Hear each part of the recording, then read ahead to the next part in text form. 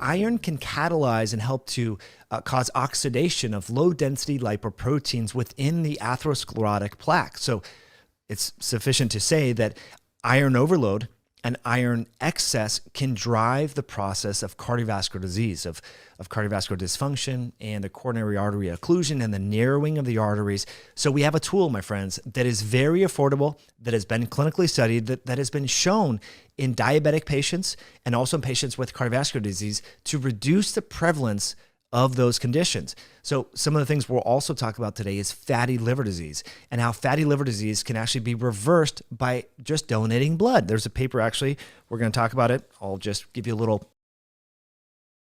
hint at what it's called here. Iron depletion by phlebotomy improves insulin resistance in patients with non-alcoholic fatty liver disease. We know fatty liver disease, unfortunately, is so common. It's not just from eating dietary fat, okay?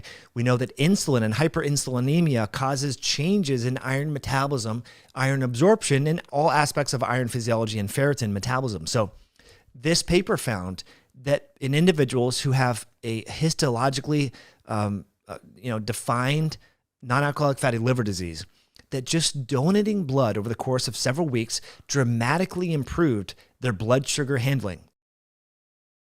But I want you to ask, when was the last time a doctor told you or someone you know who has insulin resistance, obesity, fatty liver disease to donate blood?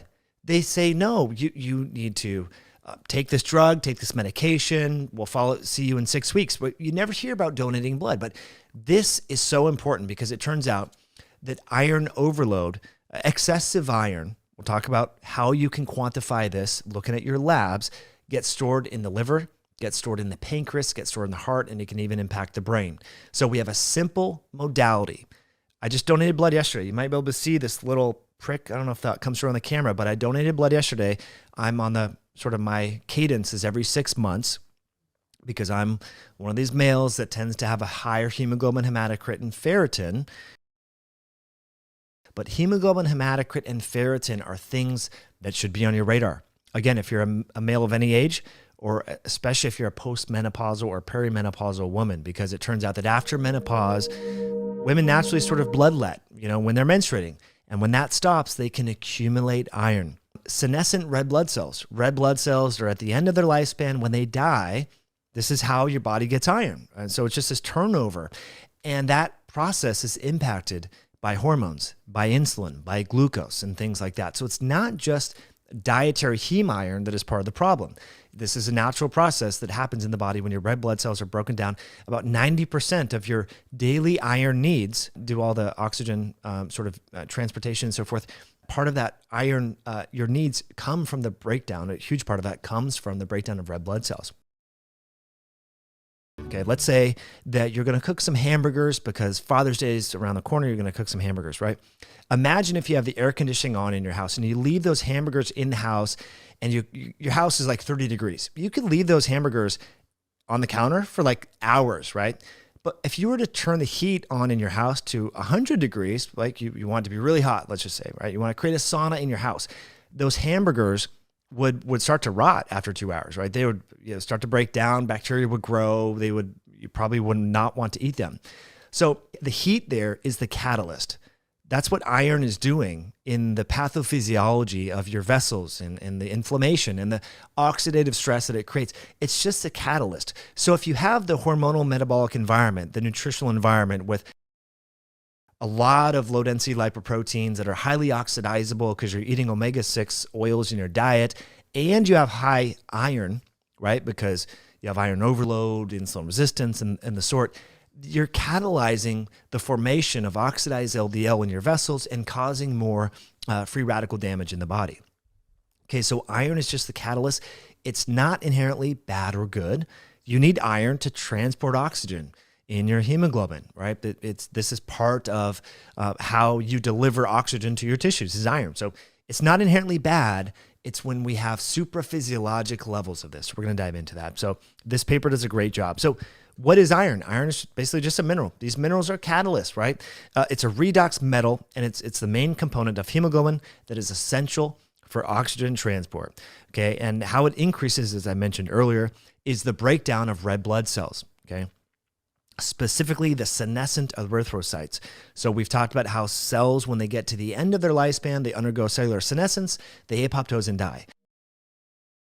The challenge here is the accumulation of senescent cells, for example, within the brain, within the liver, within the heart, that release that senescence-associated secretory phenotype that accelerate aging.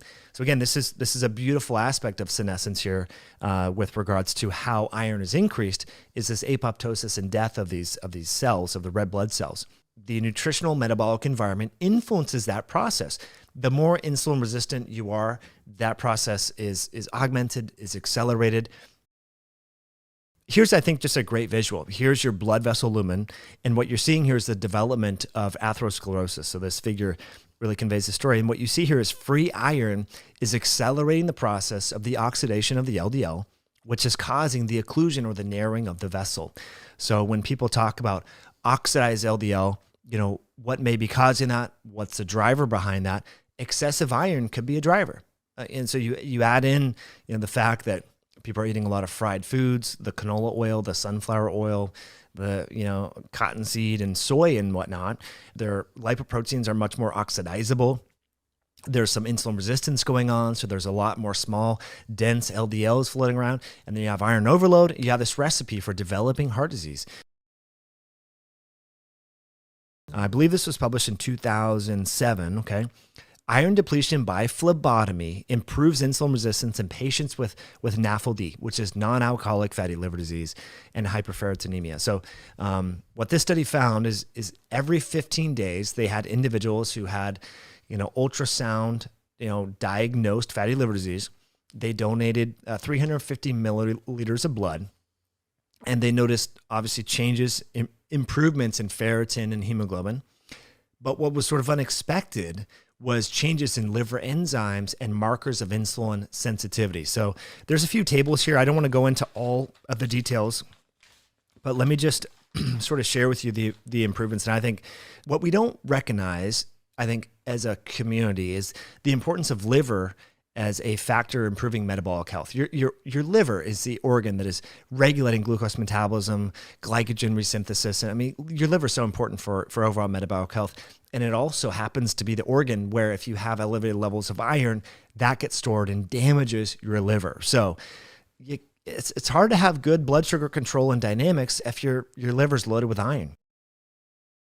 And so that's where phlebotomy and donating blood, if we just pause here and think about, it's good for you, but it's also good for someone else who has surgery or they're in a traumatic event where they get shot and they're in a car accident or something like that. You could help save their life because there is a shortage.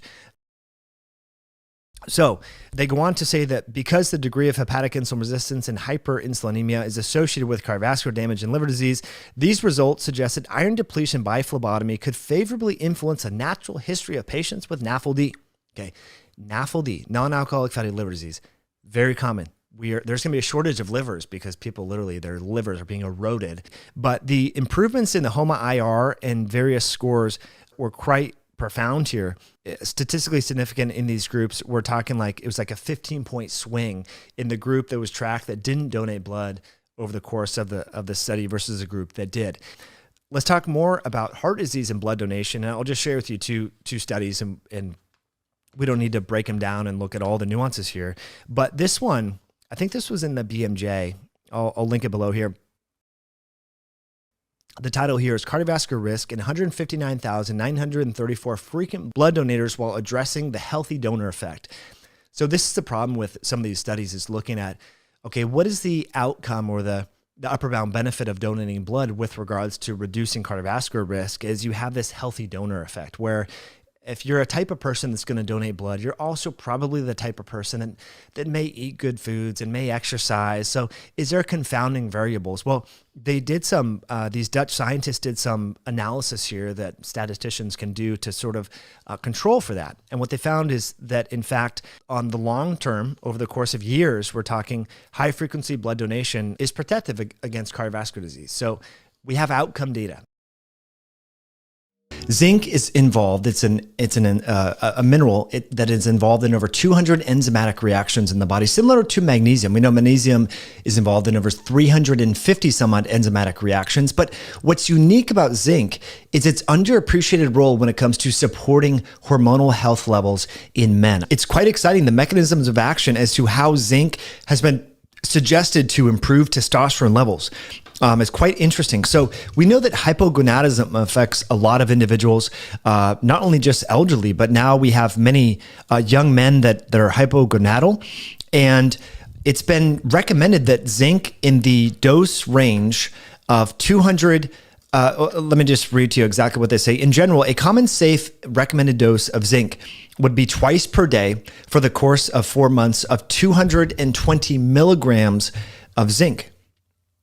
Yielding an equivalent of 50 milligrams of elemental zinc. So you want to look at your manufacturer on this. So in the studies, they use zinc glycinate or zinc sulfate, which is yielding about a 40%, 20-30% zinc. So elemental zinc in the realm of 50 to 100 milligrams has been shown to improve low testosterone levels in men. And we know the clinical treatment for testosterone in men is often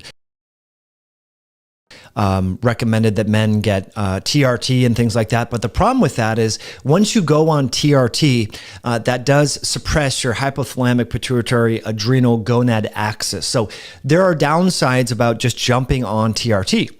But as the scientists say here, the importance of zinc in various metabolic pathways, including the spermatozoa, is well established. Zinc acts by improving the morphological and functional aspects of sperm, and it also improves the functionality and biosynthesis of testosterone. So again, I want to share with you, for those of you that are trying to conceive, you're having maybe fertility problems, and you're looking for solutions to improve your fertility, consider zinc. There's a lot of evidence to show that zinc actually improves sperm motility. When your body stores are deficient in these very important minerals, these enzymatic reactions suffer. And so that's why it's important to eat a whole, real foods-based diet. Avoid phytates and things that will bind up these minerals. And also, if you exercise, if you go in the sauna, if you stress your body in the sauna, hormetic stress is good, but when you sweat, you actually release zinc as well as sodium and other minerals as well. So you might want to consider, if you're experiencing low testosterone, supplementing with 50 to 100 milligrams of zinc. I suggest 20 to 30 milligrams of zinc per day. Now, if you have issues with testosterone, or if you go in the sauna, if you exercise, if you do these things, then yeah, you should probably increase the amount of zinc that you're taking. So I personally, if I go in the sauna, I'll take 50 milligrams that night. And it certainly does help with testosterone. If I eat enough meat, will I get enough zinc? Well, it depends on the quality of the meat and probably the cut of the meat. I want to say a ribeye has around 5 milligrams of zinc in it. So that's important to recognize. So whole real foods you get minerals from whole real foods, obviously. But again, if you're stressing your body with exercise, with fasting, with sauna, this is where supplements can come in. It says, what about copper? Yeah, zinc and copper, there's an intricate balance there. Very important to recognize. Do you need to supplement with copper? Well, it depends on where you live and if you're drinking filtered water. People that live in the southwest part of the US probably don't need to supplement with copper. So should you consider copper? Probably, yeah, but low doses, okay? But I think honestly, because zinc is lost in sweat, that's important to recognize. So if you're exercising, you're going in the sauna, zinc is being excreted in your sweat. And what this study found, this is an old study, what this study found is low zinc levels were strongly associated with low testosterone. What is zinc doing that is impacting testosterone? In addition to the correlation between cellular zinc and serum testosterone concentrations in the cross-sectional part of our study, the association of induced marginal zinc deficiency with decreased serum testosterone concentration and a significant increase in serum concentration following zinc supplementation in the elderly underscores the importance of zinc for maintenance of serum testosterone in apparently healthy adults. Our data are in agreement with an earlier study where a more severe zinc dietary zinc deficiency was induced in human volunteers. And again, is when scientists cause a zinc deficiency in males, their testosterone goes down. Now, you might be saying, who's subject to a zinc deficiency? Well, people who aren't eating any animal products in the diet. I mean, I can tell you that, if you're eating kale and garbanzo beans, you may not be getting sufficient zinc levels in your diet. And this is where supplementation comes in, because again, people have asked, well, how much zinc do you need? Well, it depends on what your dietary intake is. And so there's many applications and online trackers of different macronutrients and micronutrients. So I think it's good to look at the foods you habitually eat and throw them into an online calculator and look at the how much maybe you eat. I eat like 10 eggs a day, backyard chickens. We eat ribeyes. We have half a cow in the freezer and do roasts and all these different things. I'm probably maybe getting 7 to 10 milligrams of zinc a day. Now, if I exercise and I go in the sauna and I'm sweating in this, I'm probably excreting 3 to 4 milligrams a day, roughly, something along those lines. So over time, I could potentially induce a zinc deficiency. And so that's why, I think it's important to supplement periodically with zinc, especially when you're sweating. But I think it's so fascinating that just a marginal deficiency in zinc results in a decreased level of serum testosterone. And zinc supplementation raises serum testosterone in men with mild zinc deficiency. Zinc status appears to represent an important determinant of total serum testosterone levels.